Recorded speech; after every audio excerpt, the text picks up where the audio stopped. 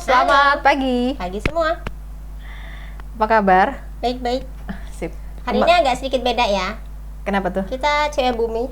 Oh iya, kalem. Kalem warna ya kan. Mungkin sesuai dengan tema hari ini. Tentang apa ya? Gue mau nanya padahal udah ngomong. Potensi diri. Nah itu. Kenapa ya? Hari-hari Satu gini. dong. Apa tuh? Selamat kembali lagi di Simak. Sinau emak-emak. Sama emak Iya. episode ke Sekian. kayaknya keempat deh. Keempat ya. Iya Oke. kan? Videonya sih baru ketiga. Oke. Satunya kita di mana sih ya? Di Anchor, di Anchor. Spotify. Lagi coba-coba.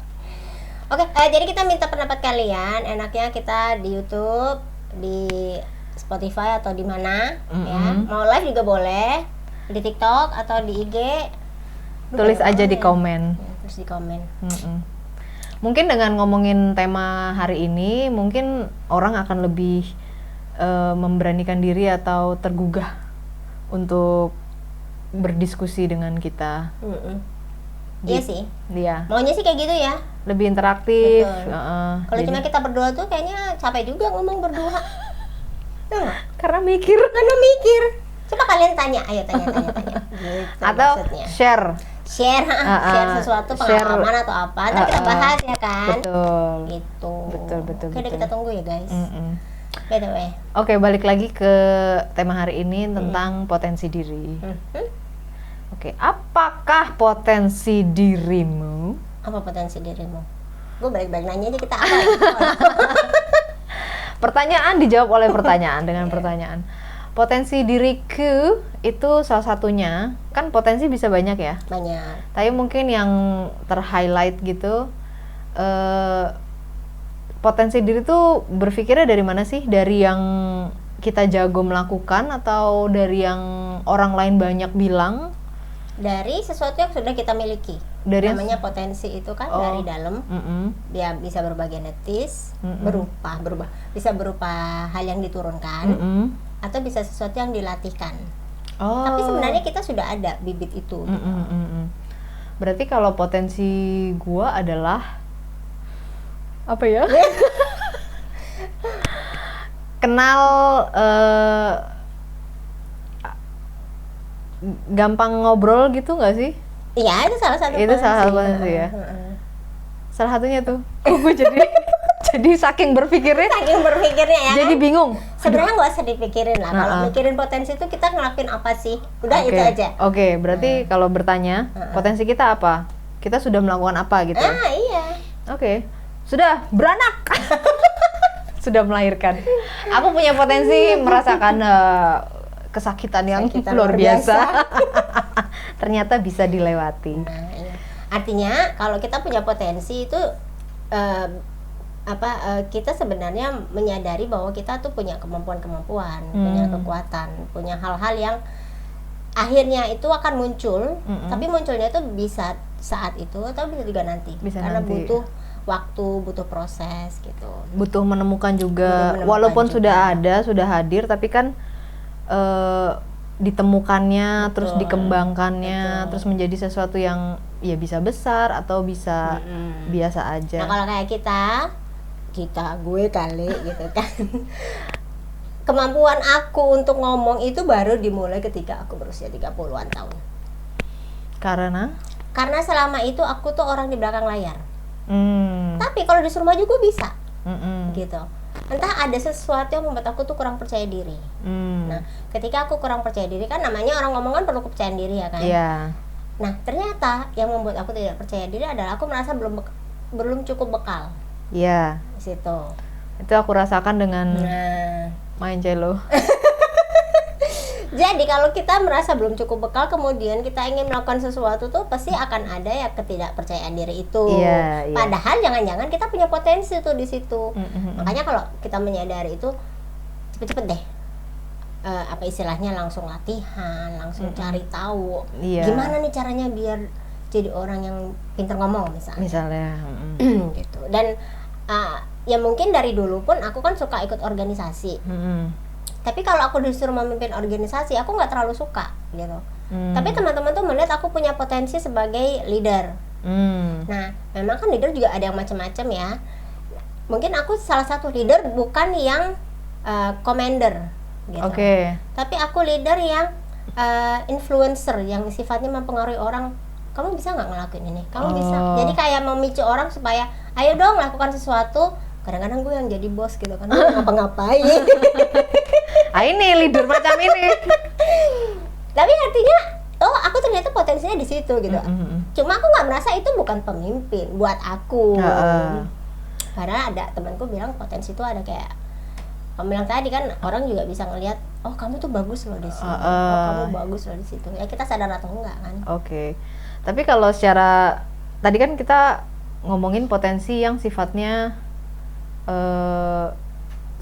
satu hal ya.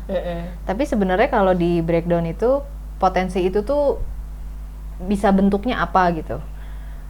Potensi fisik, betul. Potensi intelektual, atau potensi sosial emosional, spiritual mental. Nah silakan aja kalian galinya dari misalnya dari beberapa itu kira-kira di mana. Dan hari ini kita mau ngomongin yang khususnya di sosial emosional. Karena kita orangnya sosial dan emosional. Pak nangis.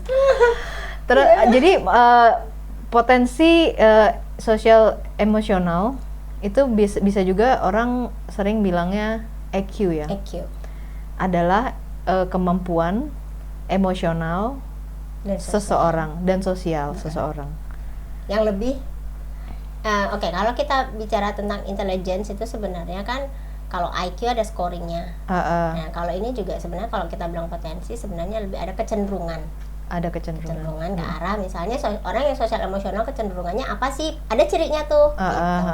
Misalnya orangnya kesadaran dirinya tinggi, mudah empati, terus integritas. Jadi kalau seseorang itu mengenal dirinya tuh juga itu adalah skill juga ya. Emosional, betul. Sosial emosional. Jadi ketika lo mengenal diri lo itu juga adalah dasar yang kuat juga. Betul. Karena memiliki kesadaran diri, orang tuh jadi lebih peka kan sebenarnya. Lebih peka dengan apa yang terjadi dengan dirinya dan orang-orang sekitarnya. Coba kalau kita bedakan dengan orang yang kesadaran dirinya rendah. Dia hanya berpikir dengan apa yang dia lihat, dia hanya berpikir dengan sebab akibat gitu. Tapi dia nggak mendalam kenapa ini orang begini, kenapa dia begitu. Ini menarik karena ada orang bilang sebenarnya segala sesuatu itu diawali dengan pertanyaan. Jadi mungkin sosial emosional itu karena lo bertanya ya. Bertanya dalam diri. Betul. Kemarin kan kita bertanyanya siapa aku. Betul. Nah mungkin pertanyaan-pertanyaan yang lain itu juga adalah sebuah mekanisme untuk membangun kesadaran diri. Dan membangun sosial emosi. Betul. Karena ya intinya kalau kita hidup kan dengan lingkungan sosial ya. Kita nggak hidup sendiri istilahnya. Nggak mungkin bisa dipisahkan. Jadi kalau kita memang menyadari itu, ya kita harusnya menjadi bagian dari sosial lingkungan itu. Bagaimana sih kita bisa masuk? Ya coba deh kita kenali lingkungan apa nih yang ada di depan kita gitu. Bagaimana sih aku bisa masuk ke situ? Kan gitu. Kebanyakan orang kalau belum mengenal apa sih istilahnya, nggak kenal maka tak sayang. Nah itu loh. Sebenarnya dari situ kan awalnya. Nah kalau kamu sudah bisa masuk ke dalam satu lingkungan sosial, kemudian kamu berinteraksi dengan baik, ya bisa memang berarti orang ini punya social intelligence yang bagus. Karena ada juga orang yang nggak bisa. Iya, ada orang yang secara alami tuh udah aja gitu. Tapi ada orang yang kaku. Malah kadang-kadang bilangnya, duh, gue ngomong apa ya? Mengawali dengan apa gitu.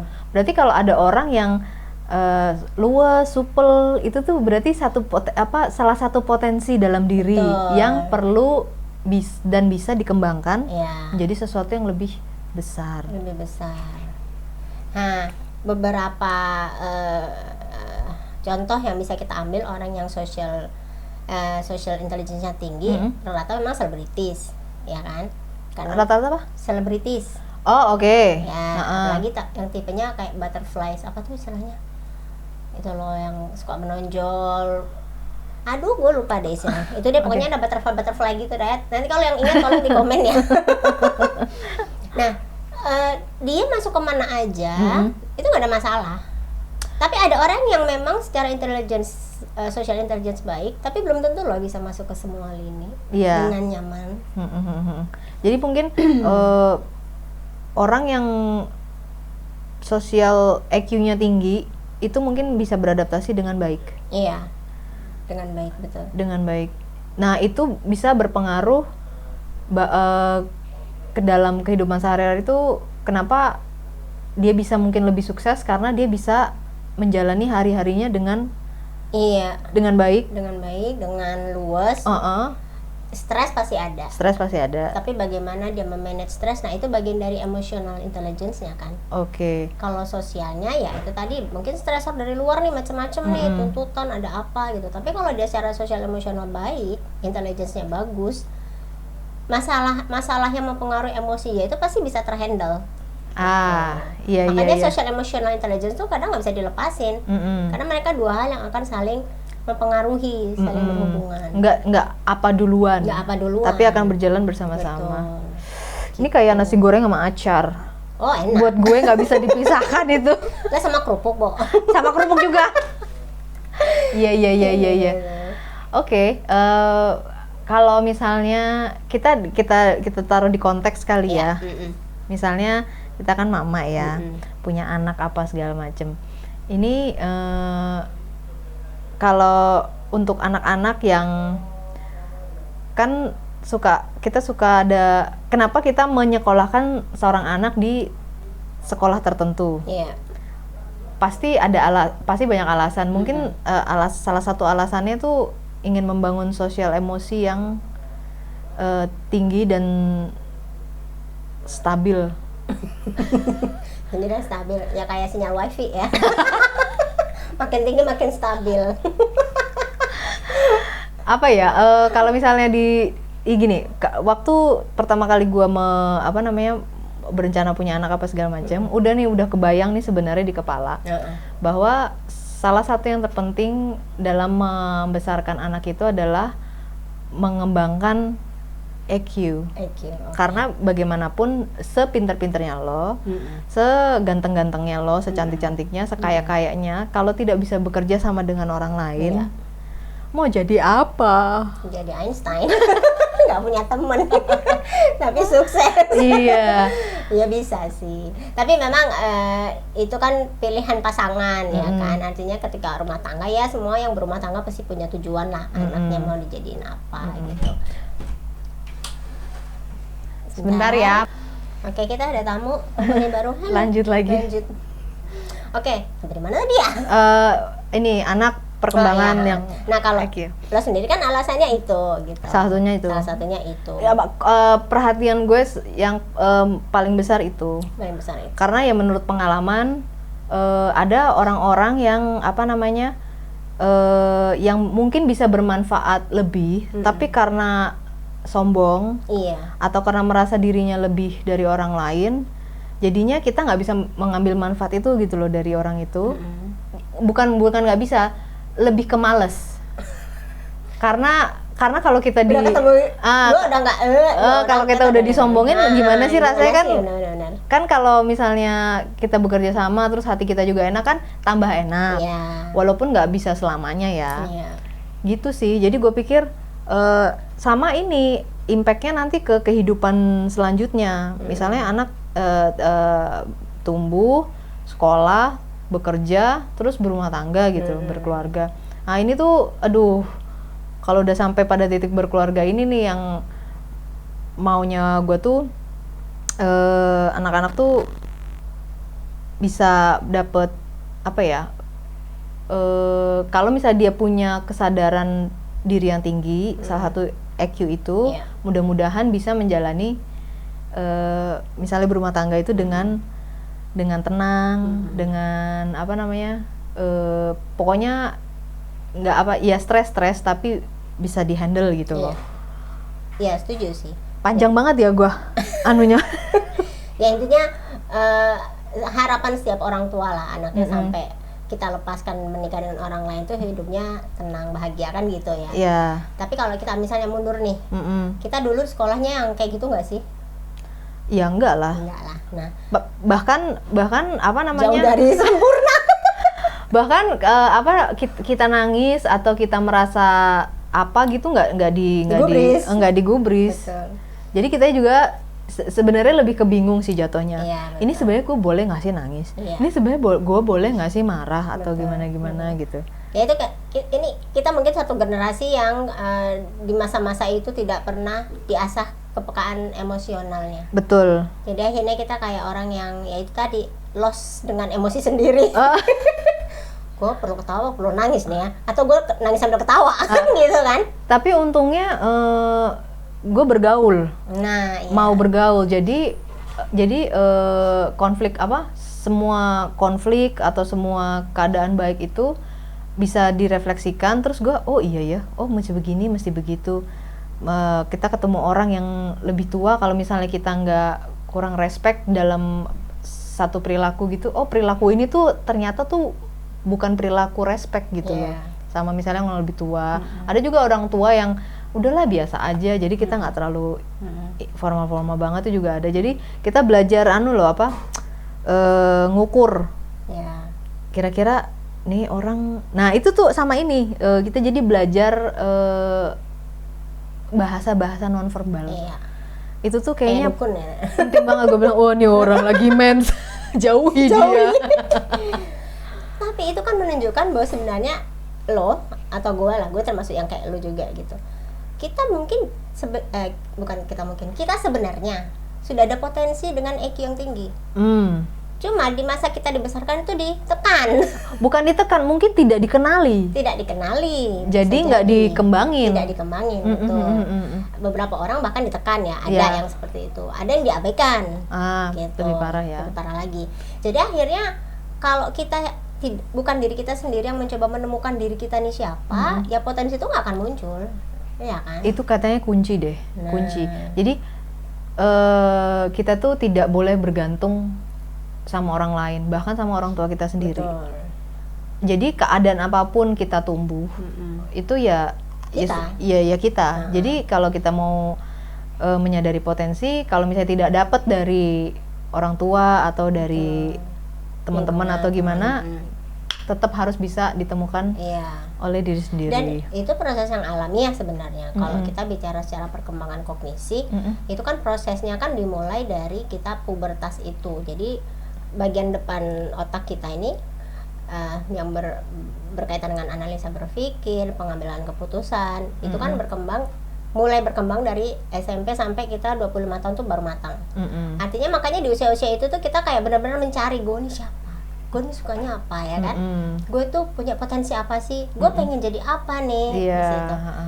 Di situ baru akan muncul, dan itu akan dipengaruhi oleh referensi dari luar, dengan siapa kita bergaul, bagaimana support orang-orang sekitar kita, bagaimana kita kemudian memahami bahwa kalau ada kejadian seperti ini tuh aku harus menyerah, aku harus maju, aku harus mundur, gitu. Dan jadi, itu perlu banyak eksperimen harus banyak eksperimen memang. Makanya di usia-usia segitu nggak heran kalau anak-anak kita pun yang masih SMP itu kan udah mulai tuh temen aja, emak bapaknya udah bye gitu kan. Di rumah tuh kayak sekedar formalitas, setor muka, makan, sama minta duit. Gitu. Tapi makin kesana, makin mereka besar, mereka kadang-kadang berpikirnya tuh lebih kayak kita loh. Karena aku punya keponakan yang udah kuliah. Kalau berpikirnya tuh lebih ke kita. Jadi kayaknya coba dulu aku dulu digituin ya, gini. Jadi tiba-tiba dia kayak merefleks dulu tuh kenapa dia diperlakukan kayak gitu. Kok sekarang enggak? Atau kok aku jadi kayak gini mungkin karena aku diperlakukan kayak gitu gitu. Banyak refleks yang dia lakukan. Akhirnya aku hanya mengatakan, ya iya, kalau kamu makin besar ya proses berpikirmu jadi makin matang. Betul. Gitu.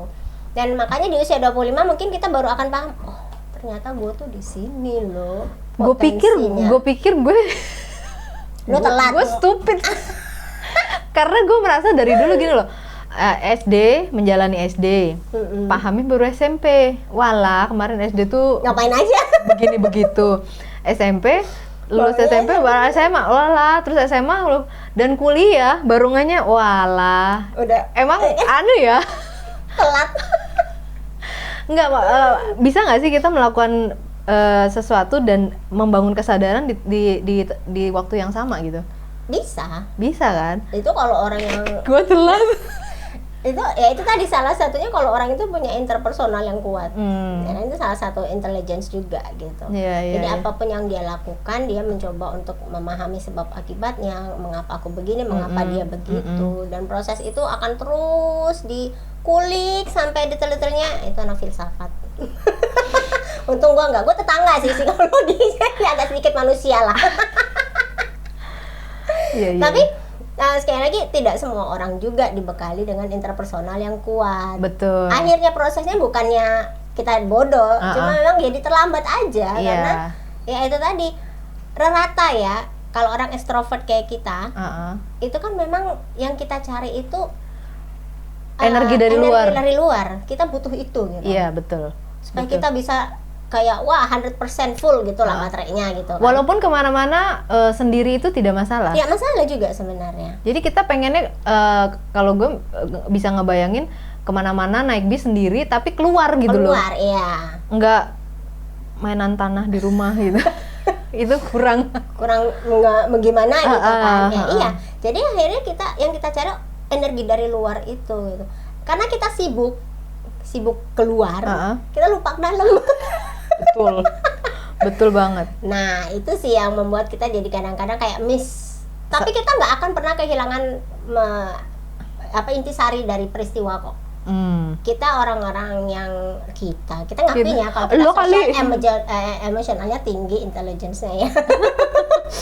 Artinya kita nggak akan miss hal-hal yang intisari itu yang aku bilang dari peristiwa-peristiwa. Mungkin kita akan merenunginya lebih lama. Karena kita kan butuh waktu untuk sendiri dulu. Kita butuh waktu untuk merecall. Karena memorinya sudah banyak. Pandemi itu kemarin tuh. Nah, agak-agak memang sebagai orang yang butuh energi dari luar. Itu gue sampai buka warung loh. Cuman gara-gara gue pengen bisa ketemu orang. Biar ketemu orang, biar keluar, biar ya Allah di rumah kayaknya tuh sesuatu apa istilahnya? Derita gitu, musibah. Emang musibah sih. Tapi buat sebagian orang yang secara alami menikmati di rumah apa segala macam tuh memang. Nah, kalau misalnya kita bisa mengenali itu, yang kecil-kecil lah ya, itu kan kayaknya kecil tipis dan kayaknya hari-hari gitu. Tapi kalau misalnya kita bisa mengenal itu, kita bisa mengenal yang lebih besar dari kita gitu ya. Dan itu sebenarnya potensi yang bisa kita gali terus. Oh, gue tuh menyukai ada di lingkungan yang tenang. Kalau di lingkungan yang tenang, gue ngapain ya? Misalnya awalnya coret-coret, melukis. Akhirnya, wah kok tambah bagus nih lukisan gitu. Berkebun, kok tanamannya awalnya mati, tiba-tiba hidup. Iya benar-benar. Ketelatenan. Dan akhirnya kan banyak orang-orang sekarang akhirnya pindah profesi. Benar, ya kepaksa juga gitu. Kepaksa sih, tapi kalau dia bisa menikmati, maksudnya, tapi kalau itu adalah potensi diri, dia sukses. Bisa, larinya betul. Kesana, kan? Karena dia bilang, wah ternyata selama ini profesi gue tuh bukan kantoran, gue tuh sukanya nanem, berkebun. Buktinya nih hasil kebun gue laku malah gitu. Jadi bisnis. Betul. Dan gue nggak harus ketemu orang, iya kan? Dia ketemunya tanaman. ketemu orang tetap sih ya, cuman sangat minim gitu loh. Kan kalau misalnya sudah transaksi online kan nggak perlu ketemu orang juga. Temu kurir, Bo. Iya kurir lah. Ada asisten saya tolong gitu kan. Sementara kalau kita orang-orang yang terbiasa keluar, ya memang akhirnya butuh penyesuaian. Tapi toh kita tetap bisa kan? Akhirnya bisa dan lama-lama juga bisa menikmati. Tapi itu memang butuh proses yang lebih panjang. Jadi sebenarnya potensi itu nggak serta-merta yang sesuatu yang harus lo suka dan itu menjadi potensi yang kadang kita nggak kepikiran dan kita nggak suka. Itu juga bisa jadi potensi kalau terus kita kerjakan. Betul. Terus udah langsung dapat duitnya. Yang penting ada hasilnya tuh kayaknya beda sih rasanya. Emang betul. Ya kalau kita bicara potensi yang diturunkan nih, misalnya dari orang tua atau keluarga, kayak lo lo sebenarnya punya darah seni nih, entah dari siapa misalnya ya kan. Simbah sih. Nah Simbah ya kan. Kalau lo nggak menyadari itu atau lo merasa hidup gue boring banget ya cuma jereng-jereng gitar, kayaknya menderita banget ya. Iya, penderitaan itu memang gue rasain sih. Kayak ada yang kurang gitu. Dan akhirnya lu menemukan cello ya kan? Iya. Nah, walaupun cello itu kayak pilihannya, gue kayaknya melenceng banget deh gini. Sangat. Nggak ada garisnya. Nggak ada gitu. garisnya. Garisnya cuman ya karena Simbah kan pemain gamelan. Terus mungkin kalau nurun ke anaknya langsung itu tuh dalam bentuk gambar. Nah, iya kan. Nah, terus kakek dari suami, bapak dari suami itu juga pemain gitar. Nah, itu agak nurun ke inilah langsung ke anakku. Cuman ya memang sih. Jadi menarik karena ketika gue menemukan cello, makanya kemarin ada konser kecil gitu kan, gue disuruh menulis kata-kata. Mbak, kata-katanya apa? Gue kata-katanya gini, menemukan yang hilang dan bahagia dengan temuannya. Jadi sangat memang nggak jadi apa-apa, tapi berdampak sangat besar ke emosi dan sosial gue menjadi lebih bahagia, gue menjadi rasanya tuh kalau abis les tuh rasanya gue fulfill lah. I'm on top of the world. World mana kan terserah gue ya kan. My world. Tapi jadi gue merasa dan gue belajar banyak dari bermain cello ini. Pokoknya belajar banyak lah. Dan itu bisa gue terapkan ke membimbing anak-anak, kepada pasangan, teman, dan gitu-gitulah. Emang luar biasa. Kalau kalau ketemu walaupun kecil, betul, lo jalanin rasanya memang luar biasa. Iya. Jadi banyak hal yang nggak kita sadari karena ya itu tadi kita terlalu banyak dapat pengalaman berbagai macam hal ya kan. Dari kecil dari orang tua yang mencekoki kita apa yang mungkin sebenarnya bukan sesuatu yang buat kita penting gitu kan. Kita cuma ya udah deh ikut aja. Kadang tuh alasannya aku pengen kayak temenku kan gitu ya. Aku pengen bagus gitu bajunya. Nggak apa-apa juga diawali dengan itu ya kan? Nggak apa-apa, sebenarnya nggak apa-apa gitu. Artinya ketika sudah dicekoki kan anak nanti ya itu tadi dia akan kayak kemarin kita bicara hobi mana nih yang akhirnya dia konsisten. Betul. Gitu. Nah atau misalnya itu sesuatu yang tidak konsisten, itu bisa jadi karena dia belum menemukan polanya aja. Iya. Ketika belum menemukan pola, jangan-jangan 10 tahun kemudian pola itu baru ketemu. Yes. Dengan lingkungan yang tepat atau dengan orang yang benar-benar bisa melihat itu. Iya, gitu. betul. Jadi misalnya anak yang awalnya kalau aku pikir kan aku kan suka nari. Jadi aku pikir anakku tuh ikuti nari tradisional lah. Aku pikir lucu lah ya anak campuran gitu kan, nari-nari tradisional kan. Muka apa gerakan apa gitu kan. Wah ini menjual nih dalam hati menjual maksudnya ya kayak menarik aja gitu. Dan aku pengen mereka bangga dengan budaya ibunya. Sebenarnya itu sih poinnya. Nah ternyata anakku nggak suka. Sukanya tuh dari mana? Bukan dari dia nggak mau latihan, dia mau latihan. Tapi aku melihat ketika dia menari itu kok badannya nggak dapet gitu. Nggak luwes. Nggak luwes. Terus akhirnya aku tanya, kakak mau coba modern dance nggak? Terus dia bilang mau. Tiba-tiba maunya itu kayak mau karena aku nggak pernah ngasih ide itu gitu. Mau gitu. Ya oke kita coba. Latihan pertama kok langsung dapat sampai gurunya bilang, Miss kok keren ya si kakak gitu. Gue harus akui sih, dia memang secara badan gestur, gitu luwes kan? Banget. Hip hopnya luwes. Padahal kalau dipikir, lu tau lah ya anak gue yang pertama itu kan pembawaannya centang-centang. Kalau giliran dance kok garang gitu. Dapat banget. Iya. Jadi mungkin garisnya tetap di dance. Tapi tinggal genrenya nih ditemukan yang mana nih yang spesifik lagi. Betul. Oke. Sama anak gue yang kedua ya sama. Aku dulu pengen nerjunin dia ke dance karena dia kan pencicilan. Ternyata nggak di situ, dia nggak suka sama sekali. Ini pun enggak loh dia. Dan dia tuh bilang dia mau renang. Aku renang dia papi style. Nah, lo kan tujuan renang kan selamat hidup. Tapi ternyata bukan itu juga.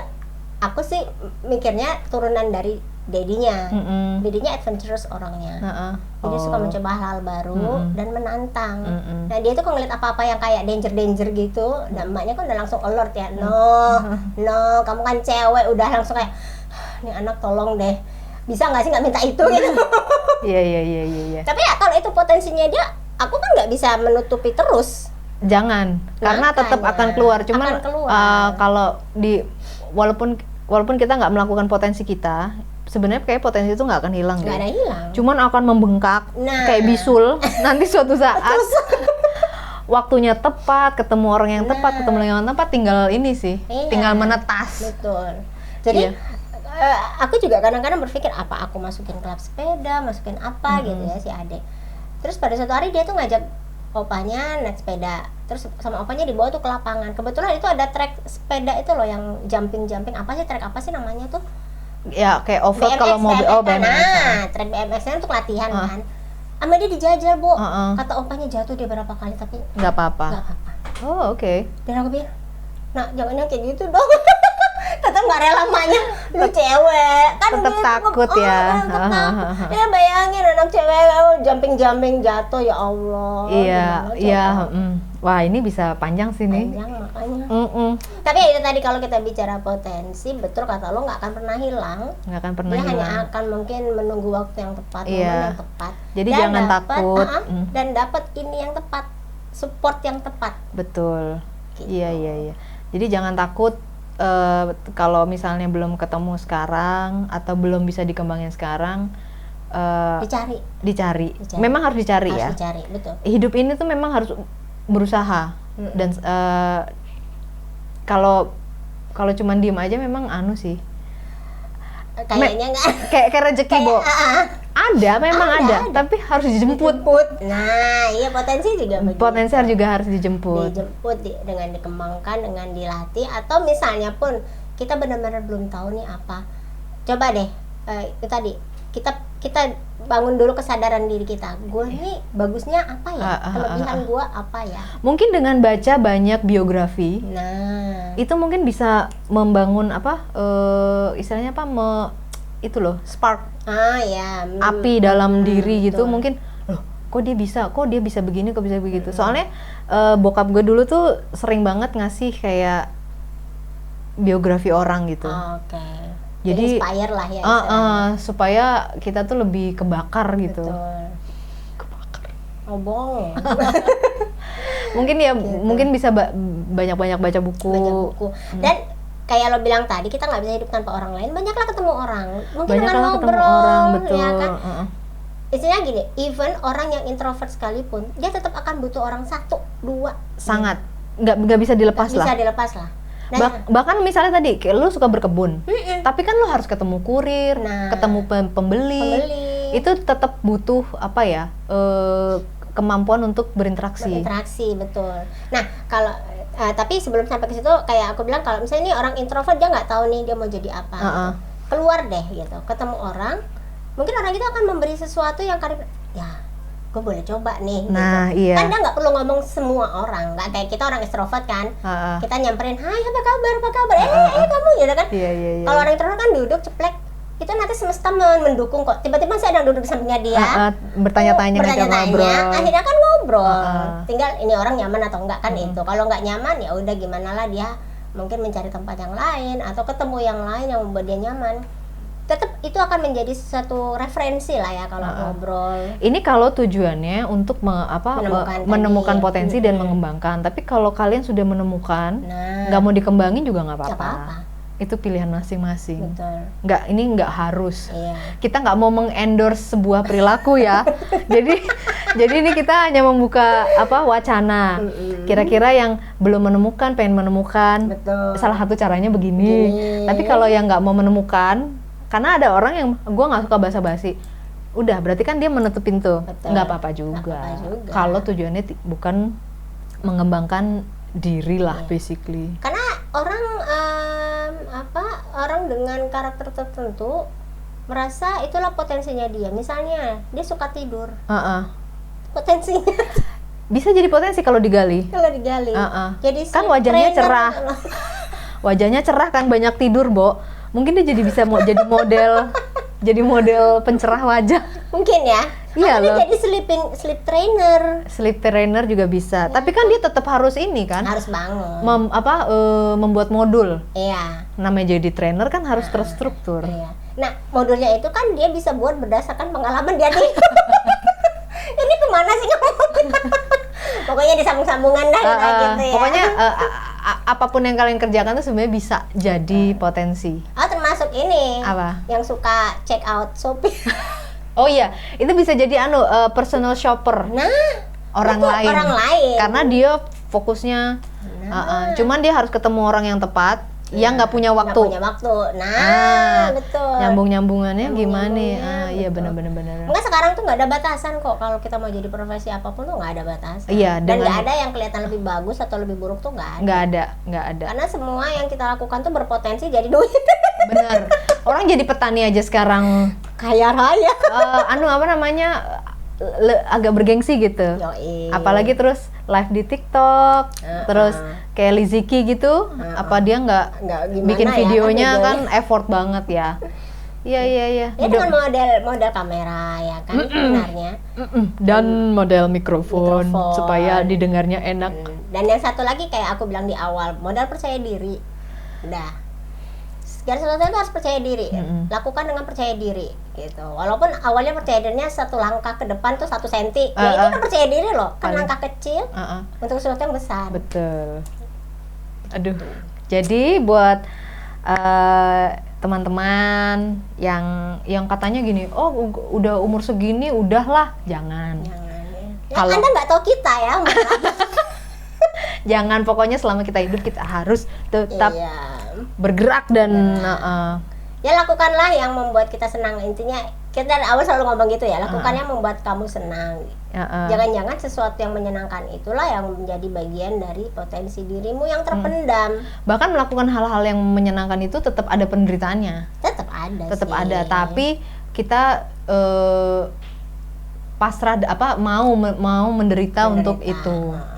Kalau gue sih enggak. tetap lah ada penderitaannya. Mungkin kalau kita melihatnya nggak penderitaan lagi. Tapi kita lebih ke effort sebenarnya. Jadi penderitaannya itu bisa kita gantilah misalnya dengan effortnya lebih berat, lebih besar gitu. Kayak gue mau podcast ini kan gue jalan tuh ya, dari jalan mana gitu gue kesini ya kan, menerobos kemacetan gitu kan, cucian masih di dalam baskom. Tapi ditinggalkan demi ini, demi kalian supaya guys. kita konsisten. Nah ini kunci terakhir, konsisten. Nah itu kita juga lagi membangun itu. Konsisten, pokoknya konsisten aja dulu. Dirasakan prosesnya, dinikmati, nanti pasti dapat. Oh ini, iya. Bukan ini. Kalaupun bukan ini jangan anggap sia-sia ya kan? Karena proses itu pasti akan mengajari sesuatu. Udah pasti. Endurance. Yes. Kemudian endurance apa bahasa Indonesianya? Kekuatan, ketahanan. Gitu ya.